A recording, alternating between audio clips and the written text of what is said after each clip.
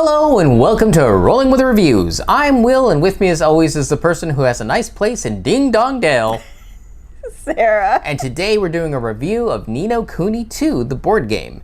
Now if you're interested in our two-player perspective and accessibility, check out our other video called Rolling with Two, Ni no Kuni II. Sarah, tell us a bit about this game. All right, Ni no Kuni II, the board game, is a cooperative kingdom building game. You must work together to go on quests, defeat monsters, and grow your kingdom before the forces of evil can overcome you. All right, Will, so why did we get this? So we had a really good time. In fact, we actually beat the game. The first Ni no Kuni game. Video game. And so when it came time for a math trade, you were just looking for things and you're like, well, I don't even know this thing existed. I'm like, oh my goodness, we enjoyed the video game, the first one, so let's try this. Yes, so we traded for it and got it. Yep. So what do we like about the game? It still contains all the nice art. So Ni no Kuni 2 was interesting. Ni no Kuni 1 actually worked with Studio Ghibli to create the character designs. Ni no Kuni 2 just got inspired by the first game. They didn't necessarily work directly with But it still has Studio that Ghibli. Inspired by Ghibli art style, which is beautiful. So that's in the game where it's this cute, fun, some of it's very design. pretty. It's whimsical is definitely the right word for it. Right. And also when it came to it, the character abilities were actually very interesting and useful in this game. Yeah, a lot of times a co-op will give you character ability and it's like, well, that's useful in a very narrow niche situation. No, these character abilities were good all the time. Right. Plus, they also have miniatures. Right. So again, the art style, you've got these miniatures. We're not painters, but I assume that those who could would really delight in painting these ones. But they're very detailed miniatures of the four main characters. Yes. The rules were very easy to learn. The game is very easy to play. And the resolution of the boss at the end is different than we've encountered with other co-op games. Yeah, a lot of times they'll like have you work your way up, and then it's the final boss, and you're using all your abilities and everything you've learned to try to eke out a victory over the boss. Yeah, all the small battles along the way, whether you won or lost, doesn't really matter. It's just this final boss. No, this boss has a number, plus any monsters that are left, add to that number, and then you look at your buildings and add those up. If your number is bigger than theirs, you win. Yep. I thought that was a really fascinating concept. Yes. Unfortunately, as we move into what we don't like about the game, it's unfortunate to tell you it did not work so well. Yeah, they throw balance out the window. Yeah, this game is not balanced whatsoever. When it throws quests out there, some quests are easier to accomplish than others. And then the monsters that get assigned to them are all over the place. You can have a really tough monster with a really cheap quest, which, well, then why do I need to fight a big giant monster for barely anything? Yeah. Well, because it might add to the boss at the end. Like, okay, but that quest isn't going to help me build anything worthwhile. Right.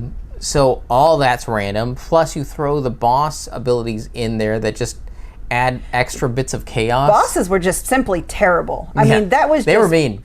They were just terrible game design. I'm sorry. That was just the I'm going to mess you over type of thing. And there's no difficulty levels to this game whatsoever. And we got stuck because those quests don't evenly give you all the three resources, but almost all the locations require all the three resources. We got to a point where we pretty much maxed out 2 of the 3 resources, but because we had no supplies, we couldn't build anything. Right. And therefore we couldn't win at all because we could get our town numbers to match the boss, but we couldn't get rid of all the monsters either. And that was another thing that was imbalanced. How you had to put your people on the different things. At first it was a neat concept that the quest is separate from the monster, but then, like we said, the balance went out the window. Yeah. So it just really wasn't good. Right. So yeah, the gameplay, not so good. So yeah, I think the problem was that you saw a slight glimmer of, ooh, I could make some meaningful choice here.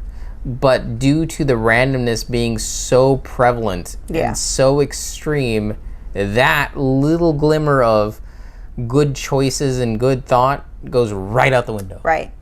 Yeah. It was. So it just felt frustrating. So moving on to who this is for, we could only recommend it for families because it's a dice chucker. It's just dice chucker. See what happens. Maybe you could manipulate a little bit to have fewer quests and monsters, because also at a 2-player count, it definitely didn't feel balanced that there were 6. Right. That's just, especially since a lot of the quests could take 3, and between us, we only have 6 tokens total, our 2 heroes and the 4 higgledies. And the higgledies are very minor, almost meaningless in helping you overcome it. And you're rolling dice to resolve everything. Anyways, so this could be good for families. Still may need to figure out some house rules. Probably want to play it at the highest player count. Probably, yeah. Because your heroes are going to be better than a higgledy. Yeah. And with 4 players, you get 4 heroes and still 4 higgledies. Yes. No. Because each person gets 1. Each person gets 1. Yeah. Agreed. So, yeah. Of course, you'll have more location or quests too. Yeah, but only 2 more. It goes from 6 to 2. I mean, 6 to 8. Okay. So that's why I'm saying 2-player may actually not be a little balanced. Yeah. Okay. But the whole game's not really balanced. That's not his bag, man. So let's move on to our ratings. So for our ratings, we each have 1d6 worth of ratings to give. 1 is low, 6 is high. We give a number, a reason why, add them together, and see what it rolled for us. Sarah, what did this higgledy Ni no Kuni II game? So maybe I'm actually being a little generous, but the thing is, I think it has promise. It just needed more development and streamlining, so I'm giving it a 2. I think I would normally give it a 1 otherwise, but it has promise in how it's built. They did a really good job with graphic design. They did a really good job with their rules. Just the game design itself is unsatisfying. And I kind of, at first, liked the whole, okay, you put down a quest separate from a monster, but it probably still needed tiering. Yeah. Like, in other words, if the quest required 1, 2, or 3 people, then like if it was a 1-person requirement, then you should have drawn a monster from the level 1 deck. Yeah. And same with 2, you'd have a level 2 monster deck. So it still needed some grouping of monsters by level. But the randomness part there was still interesting. It just failed because it was so wide ranging. Right. And so then it undermined being able to do anything in the game. Right. So there you go. I also gave it a 2, pretty much for the same reasons. It has a lot of promise. I can definitely see families having fun with it. Mm-hmm. Hardcore gamers probably want to steer clear of it because you'll just get frustrated. Anything that you would find meaningful is undermined by the randomness. Yeah. It just that's not where they want the fun to be. The fun is, I want to do something. I will do something, and let's see what happens when I roll these dice. Okay, nothing happened. So sad. Yeah, at one point I was thinking we would have been better off just randomly shuffling the monster deck, flipping them up, and then randomly shuffling the location deck, flipping them up, and just comparing the numbers. It would have been shorter, and it would have probably been the same result. I'm sorry. But then you wouldn't be able to use the character's special abilities. That is true. There are a few tokens that do help with combat, like 1 token, when you spend it ahead of time, you can roll an extra die. And another token, when you spend it after rolling, you can re-roll a die. You just can't get those very frequently, so they don't help a lot. The frustrating part is when certain monsters, in order to even fight them, you needed to spend one of those tokens. So you'd not have the token you need just to attempt to fight the monster, and still could lose. And now it's stuck there because now you don't have the token, you have less power, and it still requires you to pay a token to fight it. Yeah, they definitely did not balance it. Yeah. So 4 out of 12.